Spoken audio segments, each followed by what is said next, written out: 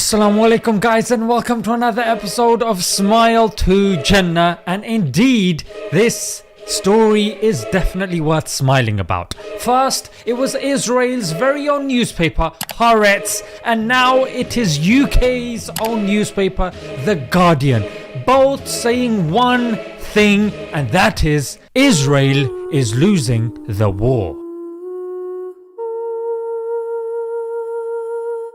LOL. When it comes to military, when it comes to technology, when it comes to taking Americans' taxpayers' dollars, Israel is definitely on the upper end of the spectrum. In fact, when it comes to even other countries needing military equipment and expertise, they refer to Israel. But it seems that Israel has bitten off more than it can chew, because if you push somebody into the corner and you are pressing them and you carry on battering them using something called, and search this up, it's called the Dahiyya doctrine, which is when they batter Palestine, they don't just do it proportionately, they deliberately do it disproportionately, so they are not in a fit state to respond back. In other words, it's a clear war crime. This is not allowed. You're not allowed to do this. But these are the only guys who not only do it, but they have the military prowess to try and spin it. But in every facet that we're seeing, Israel is getting smashed. Now, according to this article, the author gives a few points that you guys have probably heard of. In case you haven't, again, it's in this Guardian article, and we're going to just bullet point these, and you guys can check these in detail in your own time. So number one, it's of course the people that have died, and of course the disabled and the injured are numbering in their thousands. Yeah, as you can see, this is again is an Israeli newspaper, and they are saying the hospitals are struggling and overflowing with injured, disabled people, and it's clearly being underreported by the Israeli officials because frankly it looks bad. Yeah, it looks terrible, because they are also fighting a war within. Netanyahu is struggling a great deal, that even his own guys, again what I'm saying is from this article, his own guys are saying that what he's doing is creating more resistance from within. Bullet point number two, it's of course, you probably heard Shifa Hospital, which they try to put forward Shifa Hospital as the headquarters for H, but it was not only proven by even independent British and American researchers were looking into it. Channel 4 looked into it. They were like, doesn't seem like that to us. Washington Post recently did their own investigation, said, nope, didn't look like that to us. This notion that there were tunnels connecting H to the hospital, there's no evidence for this whatsoever. And the fact that they've got, Pegasus, Pegasus, that's a technology that they've got that they can look into anyone's phone without them knowing. And, it's fantastic software, ingenious, but despite having all of this technology, they couldn't locate their own hostages. You suck!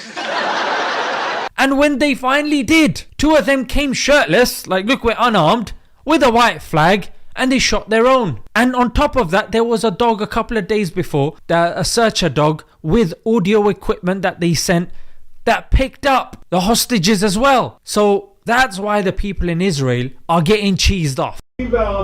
Hundreds, almost 1,000 of Jewish and Arab Palestinian citizens in Israel came to rally today in Tel Aviv against this war in a call for ceasefire. And protests are taking place in Israel as we speak. But again, you're not going to see this regularly. You're only going to hear about hate or Israel has the right to defend itself and all that nonsense that frankly people are getting bored of. And not to mention the triple ambush. Oh yes, indeed. Golani Brigade, I think it was. They were there. They got jumped. Then reinforcements. The reinforcements got jumped. And then they sent reinforcements again. They got jumped as well. Now that's a lot of damage. A triple ambush in which they lost at least 10, a colonel, and 3 majors. Mate, that is a major loss. And you've got UK and US who are the blind allies of Israel. Even these guys are struggling to defend the Dahiyya doctrine. Yeah, because it's just getting too much. Israel is going on a blind rampage and they are sealing their fate that even Wallace, yeah, what was his name? Ben Wallace of the UK, a senior official is saying that they have now extended, what they're going to have to deal with to 50 years. 50 years. I would even say beyond that as well. Because anyone who's seen that, I think I saw one report, 70% flattened. Yeah, but it's through that rubble that they are being smashed. Yeah, there's certain clips that we can't put up. But if you look on X, formerly known as Twitter, H are constantly putting up videos, going up to tanks, making it happen from underneath small holes. Guerrilla warfare is really doing it for them. And Israel is just used to dancing on TikTok videos and making these dumb dancing, haha, we're winning, look how cute we look. Mate, you're getting smashed. You guys are getting smashed. That's what it is. And the point that I really wanted to say and emphasize is this should increase our iman. The bigger mosques are saying that 8 out of 10 people accepting Islam.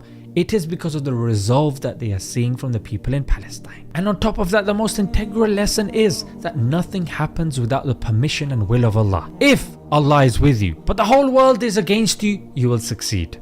But if Allah is against you, the whole world is with you, you cannot succeed.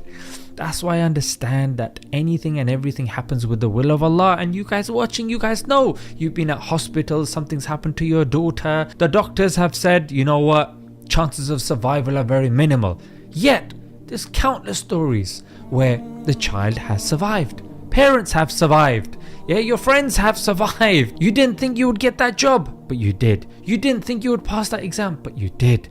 So, look, yes, there are means, but we do not rely and depend upon those means. Yeah, do your best, Allah will do the rest. Allah is a significant part of our action. So guys, whatever problems and hardships we are going through, understand and realize that it is not us that are the doers, because we have become deluded.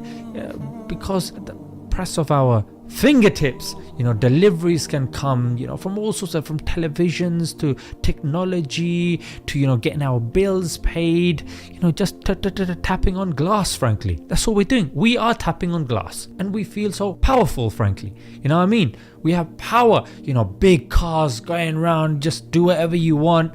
Whenever you want, go to another country, whenever you want, watch anything, a movie, music or whatnot, read any book.